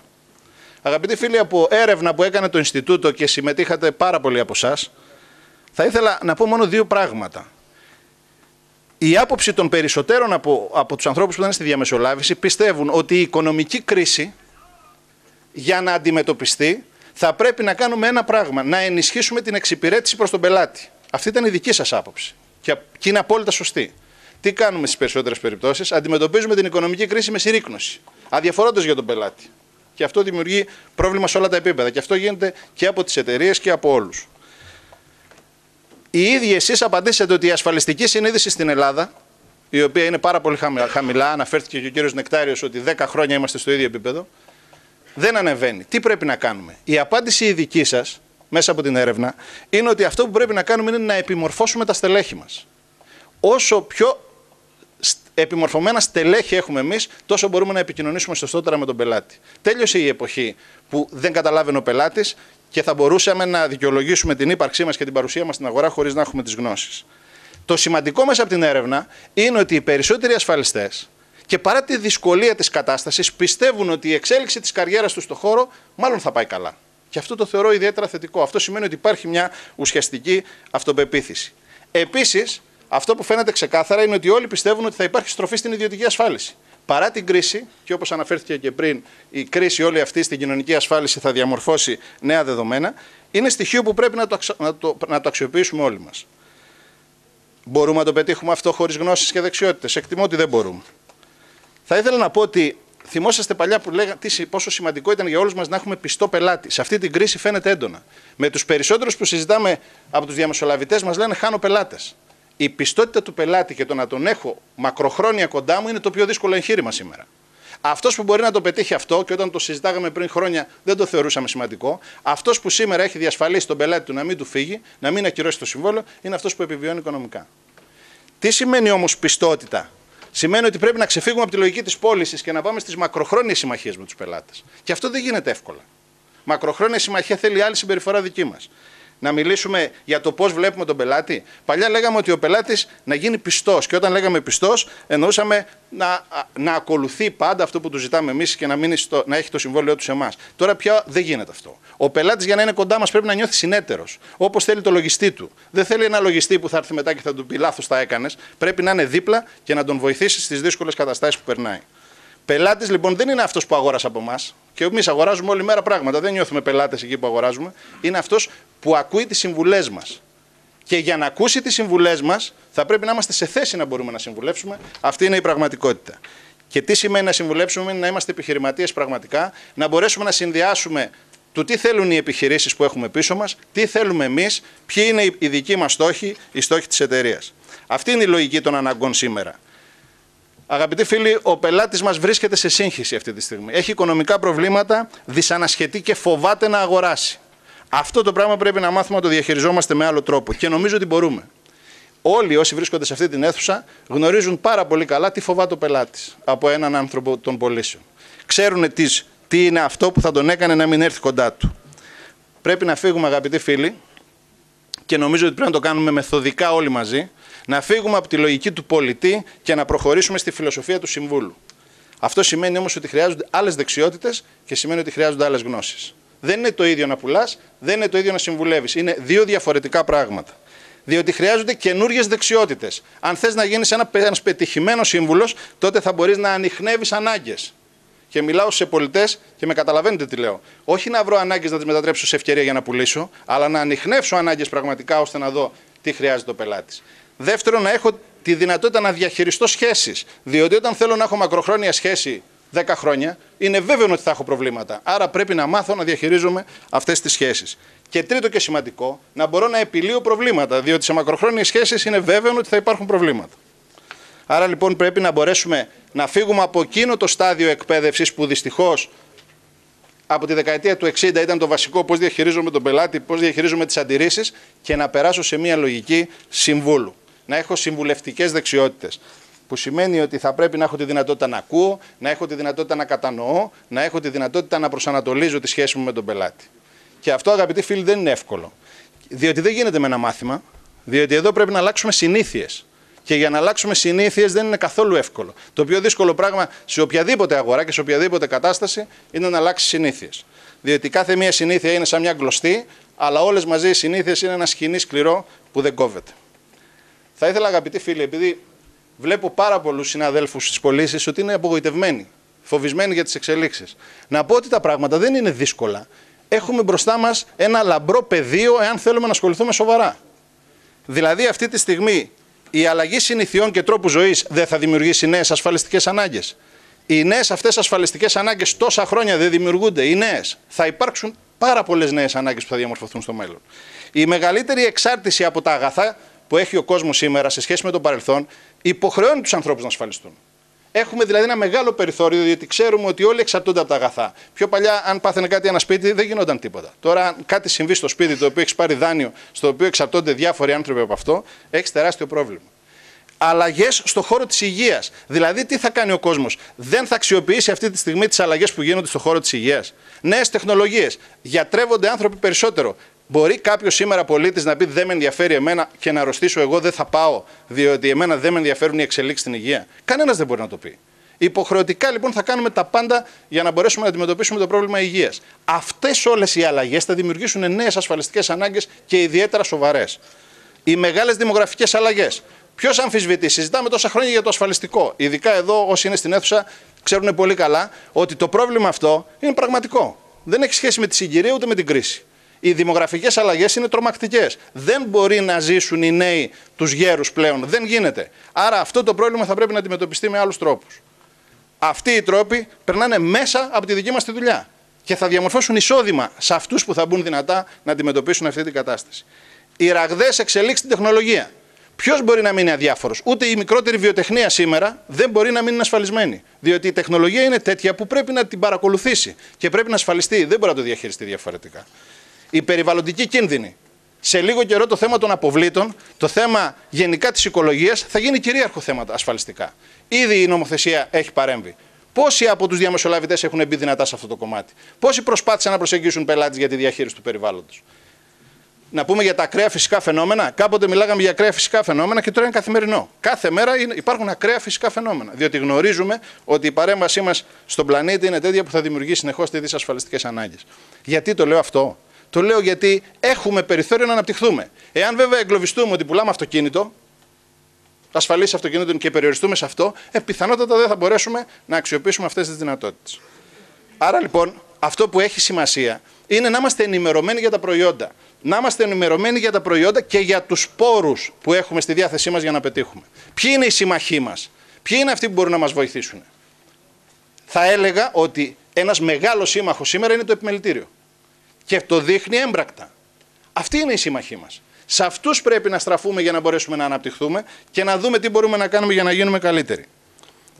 Είναι βέβαιο ότι διαχειριζόμαστε δύσκολα πράγματα όλοι μας. Έχουμε αλλαγές σε κοινωνικό επίπεδο, έχουμε αλλαγές σε εταιρικό επίπεδο, έχουμε αλλαγές σε προσωπικό επίπεδο. Όλες αυτές οι αλλαγές είναι δύσκολο να τις διαχειριστούμε. Πρέπει να γίνουμε περισσότερο επινοητικοί, να γίνουμε δημιουργικοί, να γίνουμε συνεργάσιμοι. Και αυτές οι συνεργασίες, σαν αυτές που αναφέρθηκαν εδώ, όλοι οι σύλλογοι μαζί να μπορέσουμε να δούμε πώς μπορούμε να ξεπεράσουμε την κρίση, είναι αυτά που θα δώσουν τη λύση. Θα πρέπει, αγαπητοί φίλοι, να το πάρουμε απόφαση. Ή θα είμαστε το πρόβλημα, ή θα είμαστε με την κατεύθυνση της λύσης. Και νομίζω ότι μπορούμε πραγματικά να μετατρέψουμε την κρίση σε ευκαιρία. Όχι στα λόγια, στην ουσία. Αναφέρθηκε και πριν ότι έχουμε μια δεκαετία μπροστά μας που θα συμβούν τα εξής. Ίσως είναι η πρώτη φορά που ξέρουμε ακριβώς τι θα συμβεί. Αναφέρθηκε και από τον κύριο Νεκτάριο. Τι θα γίνει στην επόμενη δεκαετία, 20ετία? Το σύστημα κοινωνικής ασφάλισης θα καταρρεύσει. Είναι βέβαιο. Θα έχουμε πρόβλημα στις συντάξεις, θα έχουμε πρόβλημα στην υγεία, θα έχουμε πρόβλημα στην ανεργία. Σε όλα αυτά τα προβλήματα πρέπει να δούμε εμείς εάν μπορούμε να τα αντιμετωπίσουμε. Από την άλλη τη μεριά, αναφέρθηκε και από το επιμελητήριο, έχουμε τις τράπεζες που θα παίξουν ενεργό ρόλο. Έχουμε το ίντερνετ που θα παίξει ενεργό ρόλο. Έχουμε διάφορους άλλους τρόπους που θα είναι ανταγωνιστές των διαμεσολαβητών. Άρα λοιπόν, πώς μπορούμε να μπούμε δυνατά στο παιχνίδι? Με τρία πράγματα. Με γνώσεις, με προσόντα και με δεξιότητες. Κανένα ίντερνετ δεν μπορεί να αντικαταστήσει, όπως σωστά αναφέρθηκε, τον άνθρωπο που έχει γνώσεις. Εάν θέλουμε να πουλάμε κάτι που δεν χρειάζεται γνώσεις, φυσικά μπορεί να το κάνει από το ίντερνετ και να το κάνει φθηνότερα. Άρα λοιπόν πρέπει να πιστέψουμε ότι πρέπει να αλλάξουμε. Να ξέρετε ότι στην επόμενη 20ετία η διαχείριση του κινδύνου θα είναι το σημαντικότερο πρόβλημα. Όλοι οι άνθρωποι θα πρέπει να διαχειριστούν κινδύνους.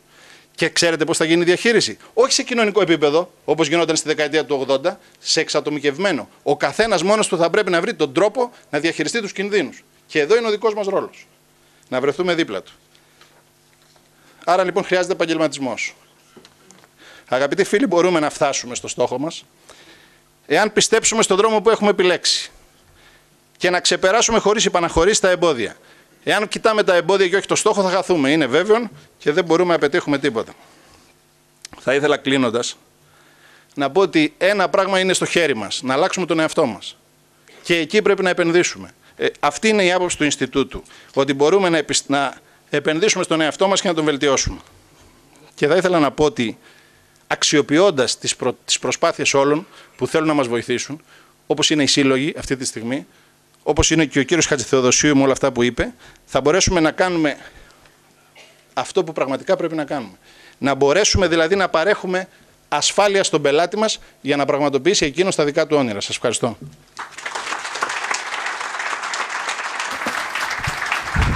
Αγαπητοί συνάδελφοι, ολοκληρώνοντας, θέλω να ζητήσω, αν κάποιος έχει ερώτηση στην εκπαίδευση μόνο, να σας πω πριν και αυτό που είπα προηγουμένως, ότι ακόμη και αυτοί που είναι από το Επιμελητήριο Πειραιά μπορούν πλέον να εγγραφούν.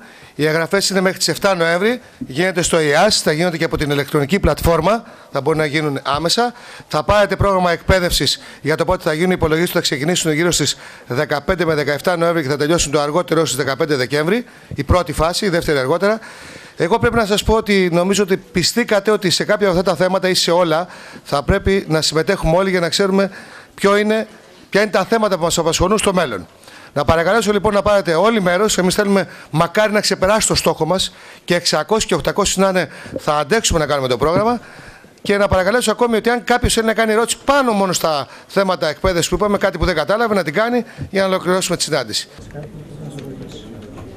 Λοιπόν, θα ήθελα να ακούμε. Ωραία, θα ήθελα να συμπληρώσετε ποιοι είστε για να μπορέσουμε να βγάλουμε άκρη. Δεύτερον, θα πρέπει να κατατάξουμε μετά εμείς από το ενδιαφέρον το δικό σας ποια μαθήματα υποχρεωτικά. Άρα λοιπόν θα κάνουμε αυτά τα μαθήματα που εσείς θα δείξετε ενδιαφέρον. Γι' αυτό το λόγο χρειάζεται να προγραμματίσουμε. Είναι ότι έχουμε μία αίθουσα, δηλαδή την αίθουσα του επιμελητηρίου. Άρα λοιπόν το πολύ μπορεί να κάνουμε ένα. Παρακαλέσω να κάνετε τις δύο επιλογές σήμερα, να δούμε μέσα στις επόμενες μέρες πώς μπορούμε να φτιάξουμε τα τμήματα ώστε να αξιοποιήσουμε κάθε μέρα του προγράμματος. Εάν δεν χωρέσει σε αυτό το διάστημα η δεύτερη επιλογή, έχουμε δεσμευτεί σαν Ινστιτούτο να τους κάνουμε στις αρχές του επόμενου έτου. Για την αίτηση που λέτε, είπαμε, μπορεί να γίνει εδώ στην έξοδο, έχει 8 κοπέλες που δέχονται την αίτηση, αλλά είπα ότι μπορεί να γίνει και ηλεκτρονικά από αύριο στο ΙΑΣ. Δεν πειράζει. Δεν πειράζει, θα την κάνετε και εκ των υστέρων θα τηλεφωνήσετε, γιατί θα υπάρχει η κινητά σας και τα email σας. Για να έχετε πάντα ενημέρωση σε όλα τα θέματα. Αυτά τα κινητά τα email τα έχει.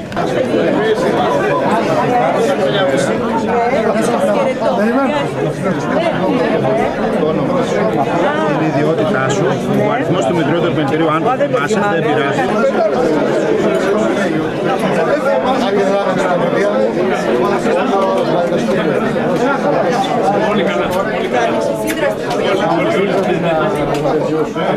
Κάτσε να σε πάρει για το δίκιο και στο Εδώ σαν να μιλάτε μου, φυσικά.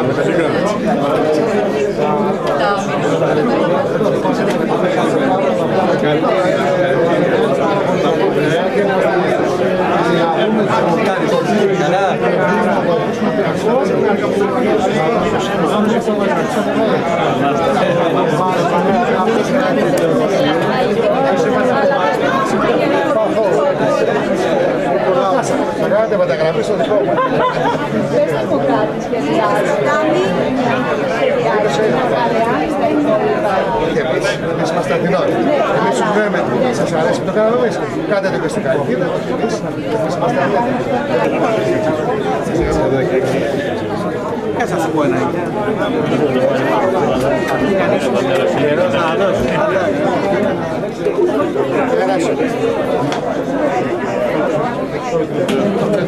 Θα σε καλέσω με 2 φορές τώρα.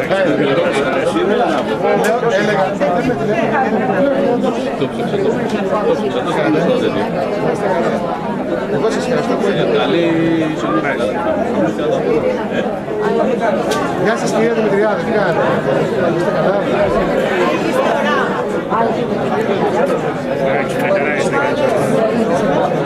Χαίρομαι που σε βλέπω. Το βίντεο και βάλτε στο μέρα στον 8.30, αμέσως μετά το Σαμαρά να το βγάλεις,